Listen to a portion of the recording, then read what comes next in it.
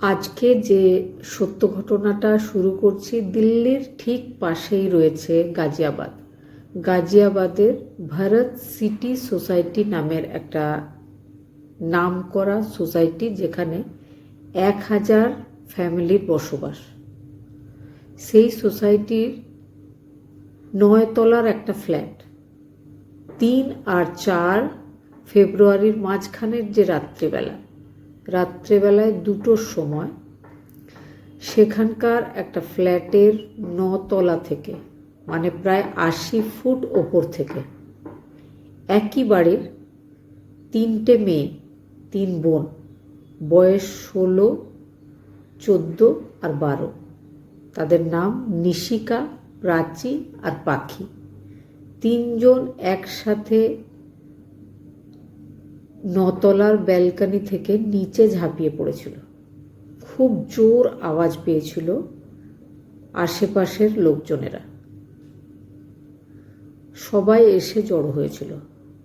তারা এই যে ঘটনাটা ঘটিয়েছিল সঙ্গে সঙ্গে জানতে পেরেছিল ঠিক সামনের অ্যাপার্টমেন্টের 10 তলার একজন ভদ্রলোক। কিছুক্ষণ আগেই তাদেরকে দেখেছিল যে রেলিংয়ের ওপরে কেউ 2 জন বসে রয়েছে। কিছুক্ষণ পরেই তারা আবার সেখান থেকে নেমে গেছিল। 1 থেকে 1.5 মিনিটের মধ্যে তারা আবার এসে একসাথে 3 জন হাত ধরে ঝাঁপিয়ে পড়েছিল। নিচে একজন পড়েছিল সে বিল্ডিং থেকে 8 ফুট দূরে, একজন 2 ফুট দূরে, আর একজন 1 ফুট দূরে। সবাই যখন জানতে পেরেছিল যে ফ্ল্যাট থেকে তারা ঝাঁপিয়ে পড়েছিল সেই ফ্ল্যাটেও খবর গেছিল, তারাও সবাই নিচে নেমে এসেছিল। এবার আমি ওই ফ্ল্যাটের লোকজনেদের ব্যাপারে, মানে বাচ্চারা যারা লাফিয়ে পড়ে গেছিল তাদের যে ফ্যামিলি, মা বাবা ভাই বোন, তাদের বিষয়ে বলবো। বাচ্চার বাবার নাম হচ্ছে চেতন গুজ্জার, বয়স 45 বছর। 2009 সালে তার বিয়ে হয়েছিল, তারপর আবারও একবার বিয়ে হয়েছিল 2013 সালে। এবার মনে হবে যে 2বার বিয়ে কেন হয়েছিল সেটাই বলার জন্য, সিলানপুর নামের একটা এরিয়াতে একটা ফ্যামিলি থাকতো, একটা অটো ড্রাইভারের ফ্যামিলি। সেই ফ্যামিলিতে তার 14 জন ছেলে মেয়ে ছিল, 11 জন মেয়ে, 3 জন ছেলে। সেই যে ফ্যামিলিটা, সেই ফ্যামিলির বড় মেয়ে সুজাতার সাথে এক ভদ্রলোক চেতন গুজ্জার, যে বাচ্চাগুলো মারা গেছে তাদের বাবার প্রথম বিয়ে 2009 সালে সুজাতার সাথে, সেই অটো ড্রাইভারের মেয়ে সুজাতার সাথে হয়েছিল। প্রথম বিয়ে হওয়ার পর ভদ্রলোক জানতে পেরেছিলেন যে তার স্ত্রীর ছেলে মেয়ে হচ্ছে না, তাহলে তিনি দ্বিতীয় বিয়ে করবেন। সেই জন্য তিনি নিজের স্ত্রীর কাছে অনুমতি চেয়েছিলেন। স্ত্রীর বোন হিনা, তার সাথে তিনি 2013 সালে বিয়ে করেছিলেন। এই গল্পটা কিন্তু তিনি বলেছেন। 2013 সালে যদি তিনি বিয়ে করে থাকেন, তারপরে যদি তার সন্তান হতো তাহলে তার বয়স 12 হওয়া উচিত, কিন্তু তার 16 বছরের একটা মেয়ে আছে। তিনি এখন জিজ্ঞাসাবাদের সময় জানিয়েছেন যে তার প্রথম যে স্ত্রী সুজাতা, তার কোনো সন্তান হয়নি, তাই তিনি তার বোনের সাথে বাড়ির লোকজনের মতামত নিয়ে, নিজের স্ত্রীর মতামত নিয়ে, স্ত্রীর যে বাবা তার ইচ্ছায় বিয়ে করেছিলেন সুজাতার বোন হিনার সাথে। হিনার সন্তান হয়েছিল পরপর 3 জন মেয়ে আর 1 জন ছেলে। বর্তমানে চেতন গুজ্জারের 5 ছেলে মেয়ে ছিল, তার মধ্যে 3 জন মেয়ে মারা গেছে, 2 জন বেঁচে আছে। যারা বেঁচে আছে তার মধ্যে একজনের বয়স 7 বছর, সে হচ্ছে একটা ছেলে, সে বোবা এবং কালা। আর একদম ছোট একটা মেয়ে আছে, তার বয়স 3 বছর। এখন সেই 7 বছরের আর 3 বছরের 2 জন সন্তান বেঁচে আছে। তার বাড়িতে, ওই ফ্ল্যাটে, 3 BHK ফ্ল্যাট, সেই ফ্ল্যাটে তার 2 জন স্ত্রী, তার 1 জন শালী, তার স্ত্রীদের যে বোন রয়েছে সব বোনেদের বিয়ে হয়ে গেছে, 11 জন বোনের মধ্যে সবার বিয়ে হয়ে গেছে। 2 জন বাকি আছে, একজন নিজের মা বাবার সাথে নিজেদের সিলানপুরের বাড়িতেই থাকে, আর একজন যার নাম টিনা, সে বর্তমানে নিজের 2 দিদি চেতন গুজ্জারের সাথে ম্যারেড, তাদের বাড়িতে সেই টিনা থাকে। আশেপাশের প্রতিবেশীরা বলেছে যে টিনার সাথে নাকি তাদের যে জামাইবাবু চেতন গুজ্জার তার একটা সম্পর্ক রয়েছে। এবার তিনি সেই টিনার সাথে হয়তো বিয়ে করবেন। সেই সঙ্গে তার একজন মুসলিম ওয়াইফও রয়েছেন, তিনিও মাঝে মাঝে ওই বাড়িতেই থাকেন এসে। সেই ভদ্রলোকের 3 স্ত্রীকে নিয়ে তিনি ওই ফ্ল্যাটে একই সাথে একই বাড়িতেই থাকেন। এবার আসি যে মেয়েগুলো মারা গেছিল তাদের কথায়। যখন মারা গেছিল তখন মা লিফট দিয়ে যখন নামছিল, কন্টিনিউয়াসলি সে নিজের হাজব্যান্ডকে গালাগালি দিচ্ছিল, চিৎকার করে গালাগালি দিচ্ছিল। লিফটে আরও যারা ছিল তারা এই ব্যাপারগুলো দেখেছিল। তারপরে ওই ডেড বডির কাছে যখন মা আর বাবা দুজনেই গেছিল, মা নিজের ওড়না দিয়ে, নিজের শাল দিয়ে, নিজের সোয়েটার খুলে বাচ্চাগুলোকে ঢাকার চেষ্টা করছিল, আর চিৎকার করে তখনও কিন্তু বাচ্চাদের বাবাকে বকাবকি করছিল। একই সঙ্গে 3 জন সন্তানকে হারিয়ে সাধারণত যেমন ব্যবহারটা মায়ের বা বাবার হওয়া উচিত সেটা কিন্তু প্রতিবেশীরা দেখতে পায়নি। চেতন গুজ্জার তখনও রাত্রেবেলায় 2টোর পর বাচ্চাদের মারা যাওয়ার খবর পেয়ে যখন ছুটে নেমে এসেছিলেন, তিনি কিন্তু মুখে একটা মাস্ক লাগিয়ে নেমে এসেছিলেন। তিনি সব সময় মাস্ক লাগিয়েই থাকেন, কিন্তু সেদিনও ওই অবস্থায় নামার সময় তিনি মাস্কটা পরে নামতে ভুলে যাননি। তিনি কিন্তু সমস্ত রিপোর্টারদের, পুলিশের সমস্ত যে কথার উত্তর দিয়েছিলেন মাস্ক পরেই ছিলেন। তিনি একবারের জন্য মাস্ক সরাননি। তার শ্বশুরমশাই, তার বাড়িতে যে একজন স্ত্রীর বোন রয়েছে, সবার কাছে জিজ্ঞাসাবাদের পর যেটা জানা গেছিল সেটা হচ্ছে ওই যে ভদ্রলোক চেতন গুজ্জার, সে আগে বেশ ভালো টাকা পয়সার মালিক ছিল। সে একজন ধনী ব্যবসায়ী ছিল, পুরনো গাড়ি কেনা বেচার কাজ করত, জায়গা জমির ব্যবসা করত, তারপরে সে শেয়ার মার্কেটে ট্রেডিংয়ের কাজ করত। তার কাছে ফরচুনারের মতো গাড়িও ছিল। শালিমার বাগে তার একটা ফ্ল্যাট ছিল। তারপর থেকে বেশ কিছু বছর তারা শালিমার বাগেই ছিল। তারপরে এই ভারত সিটি এলাকার ফ্ল্যাটে তারা চলে এসেছিল। বর্তমানে কোভিড টাইমের পরে ভদ্রলোকের ব্যবসা লসে চলছে, 2 কোটি টাকার লস তার। তিনি 2 কোটি টাকা লস হয়ে যাওয়ার পরেই কিন্তু যখনই বাইরে বেরোতেন তিনি কখনোই কারো সামনে খোলা মুখে যাননি। ওই মাস্ক পরা তখন থেকে শুরু করেছিলেন, তারপরে তাকে আর মাস্ক ছাড়া কখনো কেউ দেখেনি। আরও একটা ব্যাপার যেটা সন্দেহজনক সেটা হচ্ছে ওই যে বাড়ির বাচ্চারা তারা স্কুলে যায় না। স্কুলে না যাওয়ার কারণ হিসাবে চেতন গুজ্জার যেটা জানিয়েছেন সেটা হচ্ছে কোভিড টাইমে মেয়েদের স্কুলে যাওয়া বন্ধ হয়ে গেছিল।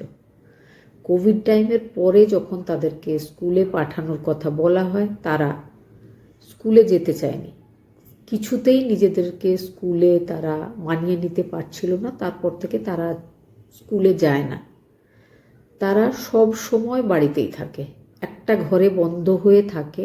3 জন বোন, তাদের মধ্যে খুব ভাব, তারা পরস্পরের সাথেই কথা বলে, একসাথে খাবার খায়, একসাথে স্নান করে, এমনকি একসাথে তারা টয়লেটেও যায়।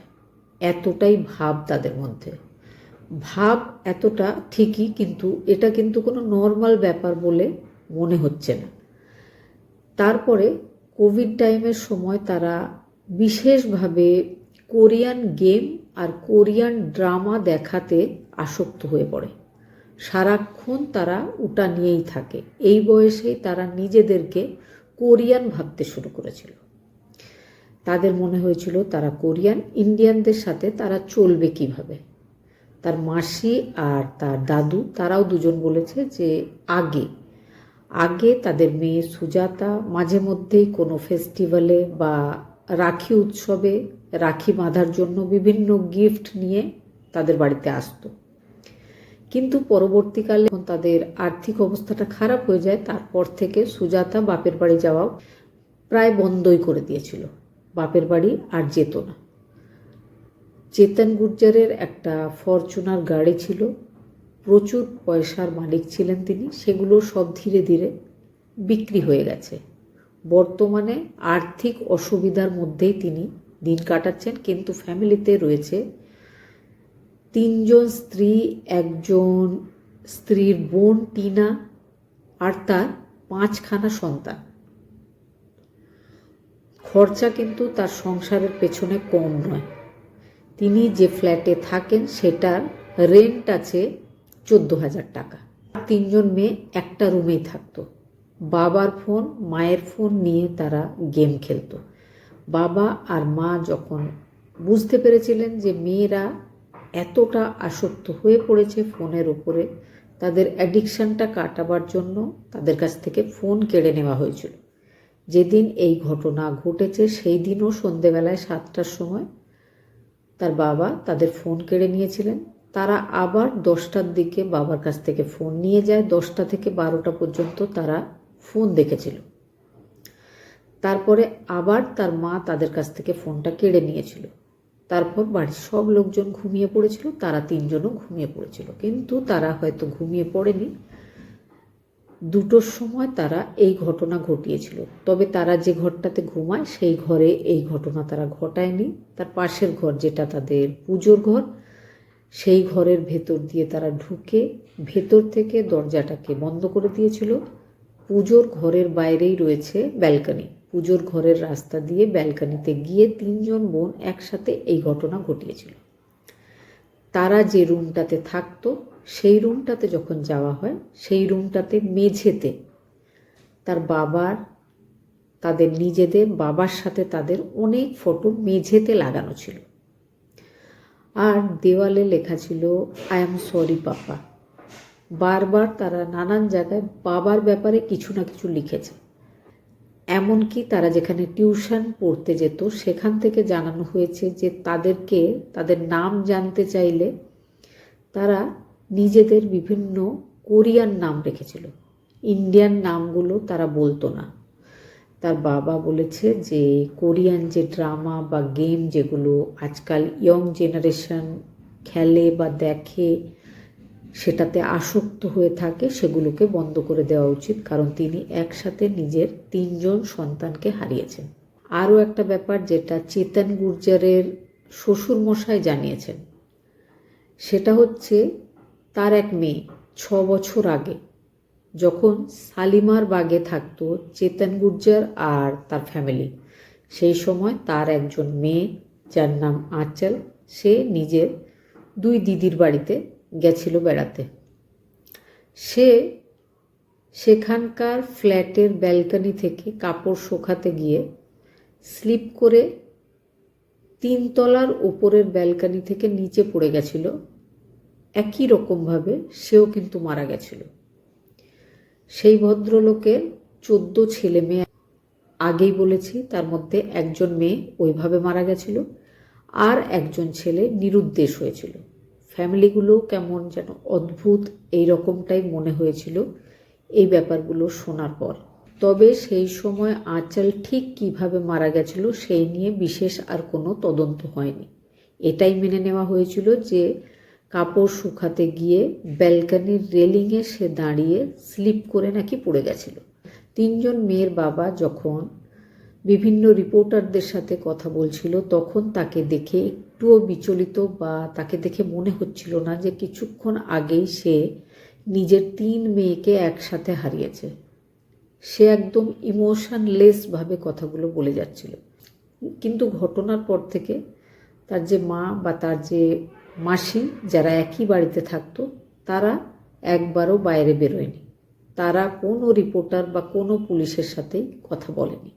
এখনও পুলিশ তদন্ত করে দেখছে যে আসলেই ঘটনাটা কি, কেউ ঘটিয়েছে বা তারা সত্যি সত্যি নিজে ঘটনা ঘটিয়েছে। তবে হ্যাঁ, কোভিড টাইমের পর থেকে চেতন গুর্জারের ইনকাম কমে গেছিল, তার ব্যবসাটা লসে রান করছিল, সেই জন্য তার ফ্যামিলির এই অবস্থা। কারণ কোনো বাচ্চা যখন বলে যে আমি পড়াশোনা করব না বা সে পাস করতে পারে না, তখন কিন্তু বাবা মা তাকে ছেড়ে দেয় না, যেভাবেই হোক পড়ানোর চেষ্টা অবশ্যই করা হয়।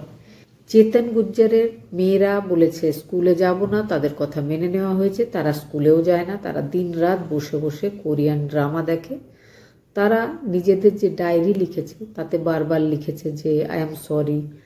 তারপরে এটাও এক জায়গায় লেখা আছে যে রোজ রোজ মার খাওয়ার থেকে মরে যাওয়া ভালো।